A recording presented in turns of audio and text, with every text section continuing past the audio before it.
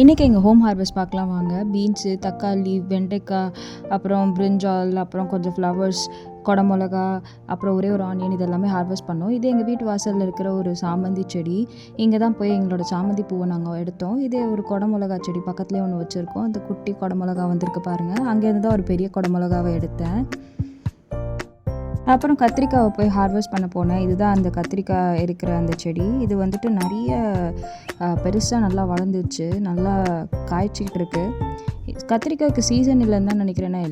எல்லா டைமும் இது வந்துட்டு காய்ச்சிட்டு தான் இருக்குது, நல்லா காய்க்குது. இது வந்து வானம் பார்த்த மிளகா. இது நான் இப்போ தான் ஃபஸ்ட் டைம் பார்க்குறேங்க. அடுத்து பீன்ஸ் செடிக்கு போகலாம் வாங்க.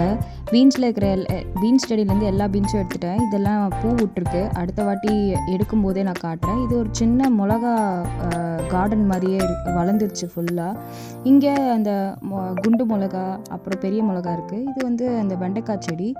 அப்புறம் தக்காளி இங்கேருந்து எடுத்தோம்.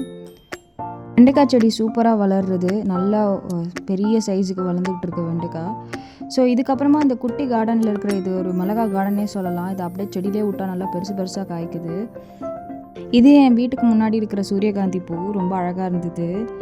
இதில் தான் செம்பருத்தி எல்லாத்தையும் பறிச்சுட்டு வந்தேன். இது வந்து சிவ துளசின்னு சொல்லுவாங்க. ஸோ இதெல்லாமே நல்லா வளர்ந்துட்டுருக்குங்க. சப்போட்டாக்கு தான் நான் வெயிட்டிங். இதுதான் என்னோடய 1 minute கார்டன் வீடியோ. உங்களுக்கு எங்கள் சேனல் பிடிச்சிருந்தா கண்டிப்பாக சப்ஸ்கிரைப் பண்ணுங்கள்.